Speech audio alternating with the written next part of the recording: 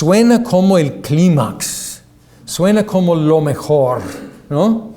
Cuando otra vez capto la maravilla de la justificación, digo, gracias a Dios, no puede ser mejor que esto, pero sí, puede ser mejor, porque tenemos no solamente la justificación, sino también la adopción. La adopción. Y en la justificación, ¿dónde estábamos? ¿Quiénes éramos? Éramos los acusados en la corte de ley. Estuvimos ante el juez, y el juez en su misericordia y en su justicia, por la obra de su Hijo, nos declara justos.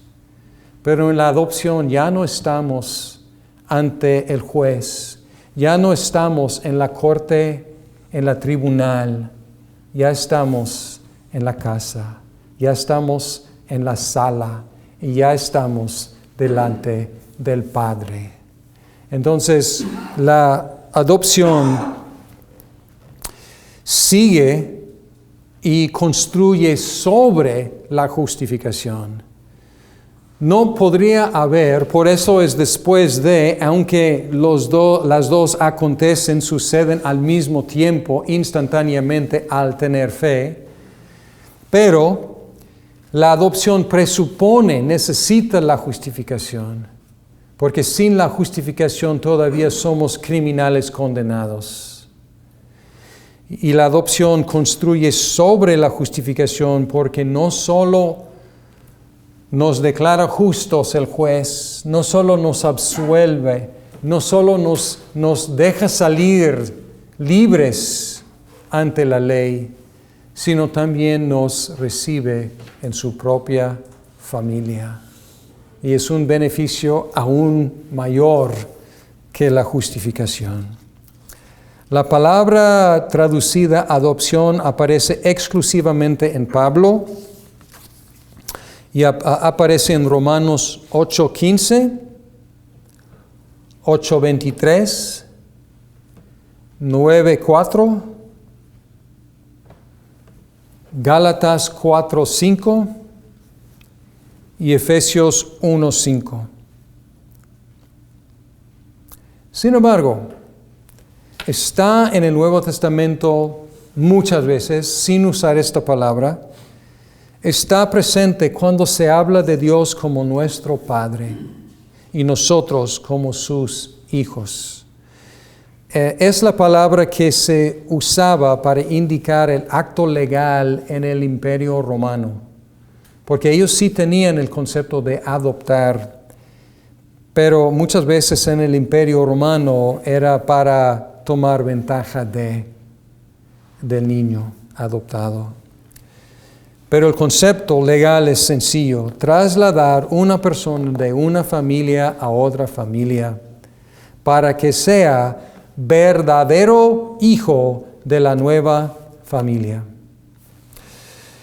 Ahora, la adopción otorga al creyente el mismo estado de ser hijo que Jesucristo disfruta. Y cada vez que digo esto, tengo que como revisar, a ver si estoy diciendo algo que no debo estar diciendo, si estoy diciendo algo de más.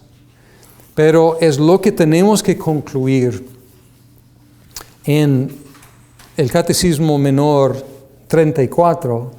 Dice, ¿qué es la adopción? Y la respuesta es: la adopción es un acto de la libre gracia de Dios, por el cual somos recibidos en el número y tenemos derecho a todos los privilegios de los hijos de Dios. En la justificación, ¿qué tenemos? Tenemos la justicia de Cristo. Y les pregunto, ¿quién es más justo delante de Dios? Legalmente hablando, ¿quién es más justo? ¿Jesucristo o nosotros? Y la respuesta a la cual tenemos que llegar, aunque suena casi como blasfemia, iguales. ¿Por qué? porque Él tiene su justicia y tenemos la misma justicia de Él. Y hacemos la pregunta otra vez, ¿quién es más hijo de Dios? ¿Jesucristo o nosotros? Y otra vez suena casi como blasfemia, ¿no? Pero la respuesta es iguales. Y si ustedes tienen o conocen o tienen en sus familias extendidas hijos adoptivos, entienden el concepto que un hijo es un hijo. Si llega biológicamente o si llega por adopción, un hijo es un hijo. Jesucristo es el Hijo unigénito de Dios. Él no llegó, siempre es Hijo de Dios. Nosotros llegamos por adopción y Cristo nos comparte ese privilegio de ser Hijo de Dios. Ahora, podemos ver en muchos sentidos eso. Algo que tomamos como algo dado. Los discípulos de Jesucristo se acercaron y dijeron, enséñanos a orar, como Juan el Bautista enseñó a sus discípulos a orar. Y Jesús dijo, cuando oran, digan, ¿qué? Padre nuestro. Padre nuestro. Querían apedrear a Jesús por atreverse a llamar a Dios su propio Padre. Y luego sus discípulos llegan y dicen, enséñanos a orar. Y Él les da el mismo privilegio que Él tiene, de llamar a Dios nuestro propio Padre. ¿Cómo recibimos la adopción? Gálatas 3:26. Gálatas es un libro acerca de la justificación no por obras de la ley, sino por medio de la fe en Jesucristo. ¿Gálatas qué? Gálatas 3:26. Pero encontramos aquí en 3:26 dice, pues todos sois hijos de Dios mediante la fe en Cristo Jesús. Entonces somos justificados por fe y somos adoptados por fe. Por eso colocamos justificación y adopción después de la fe y el arrepentimiento. Es importante enfatizar este hecho porque la teología modernista cambió el concepto de la adopción en universalismo. El resultado es esta idea que la gente dice muchas veces, es un dicho por lo menos mucho en México, la gente suele decir, todos somos hijos de Dios. Si fuera así, la adopción ya no tiene ningún sentido, porque ¿quién adopta al quien ya está su hijo? No tiene ningún sentido. Entonces, decir todos somos hijos de Dios es negar la adopción.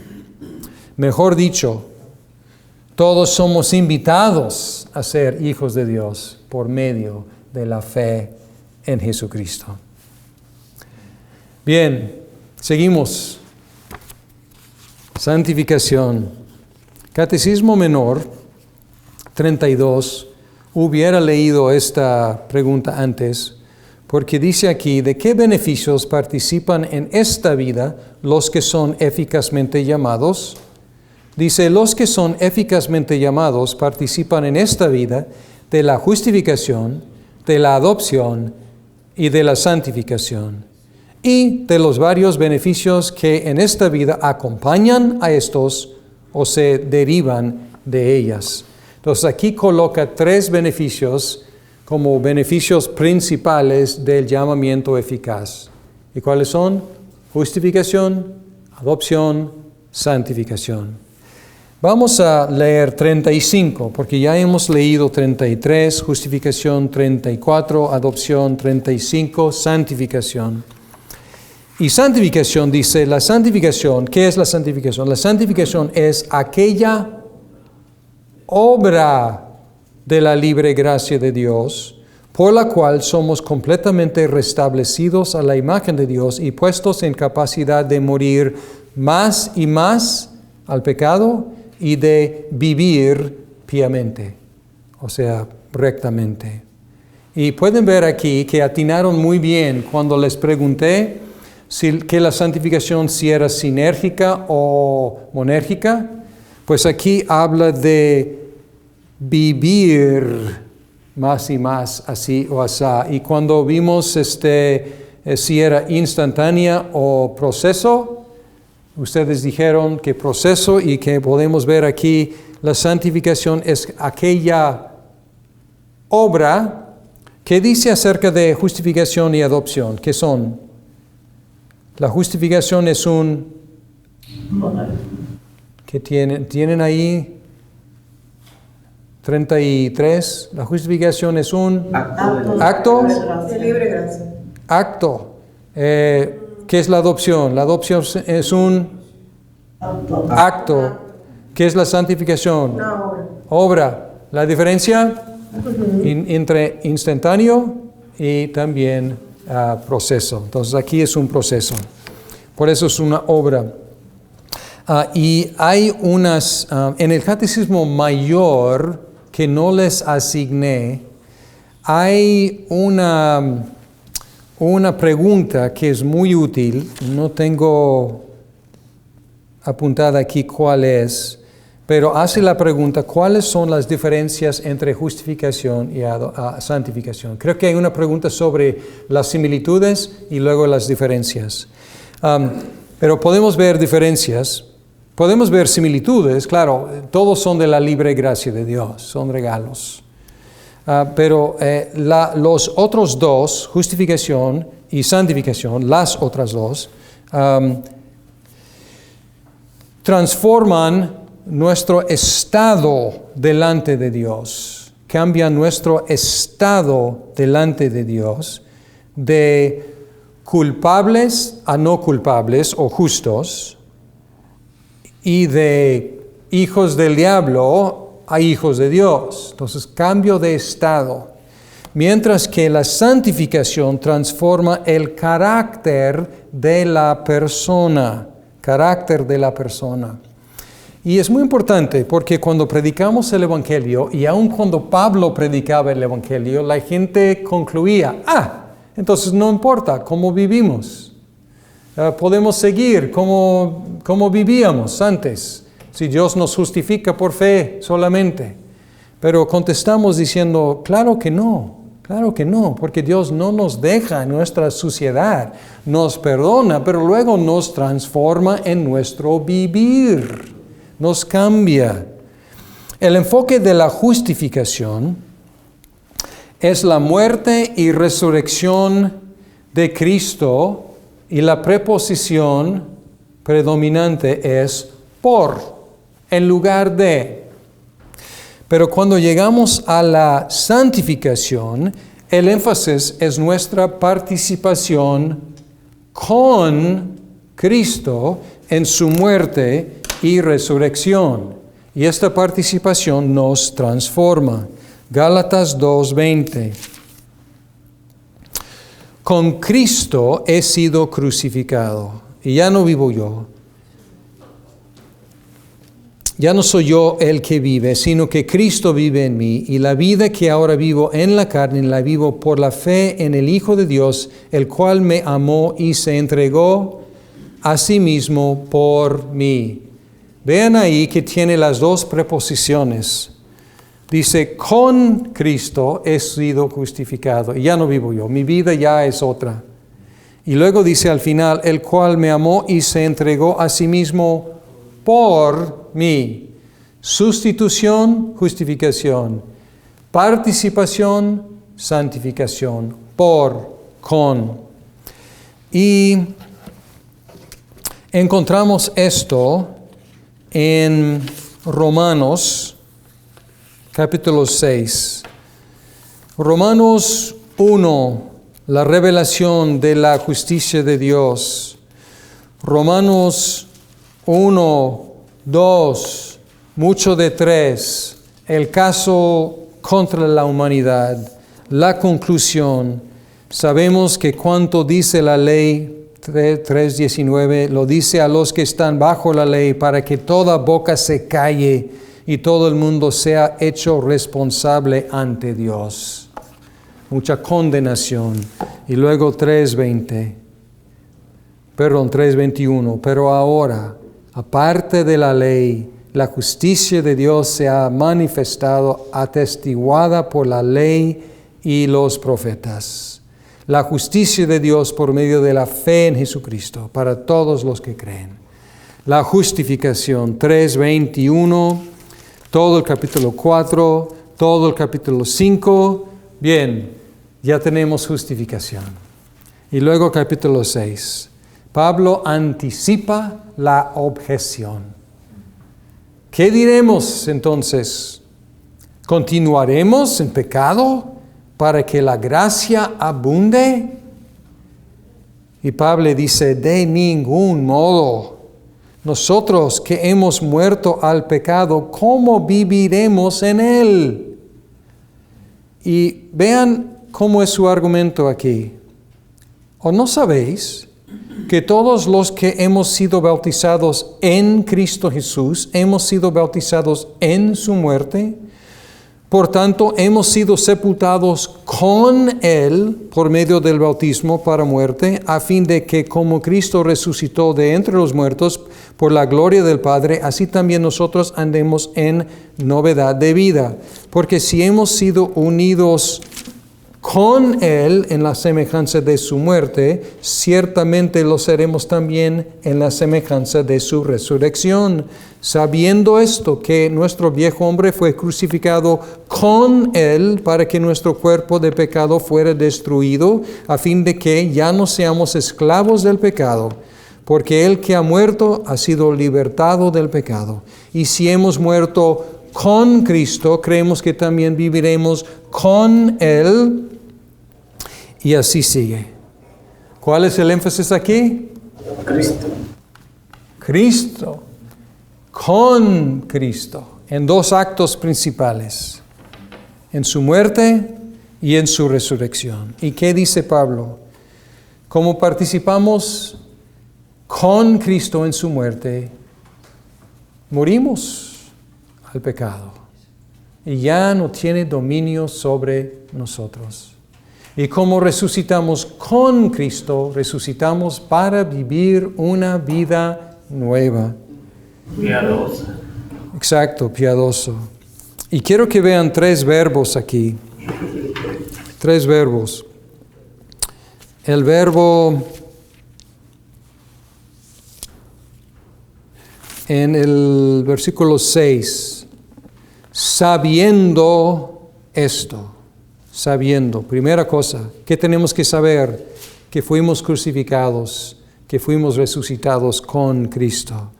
Y luego versículo 11, así también vosotros consideraos muertos para el pecado, pero vivos para Dios en Cristo Jesús. Aquí es participación, es actividad. Y luego versículo 13 dice, ni presentéis los miembros de vuestro cuerpo al pecado como instrumentos de iniquidad, sino presentaos vosotros mismos a Dios como vivos de entre los muertos y vuestros miembros a Dios como instrumentos de justicia.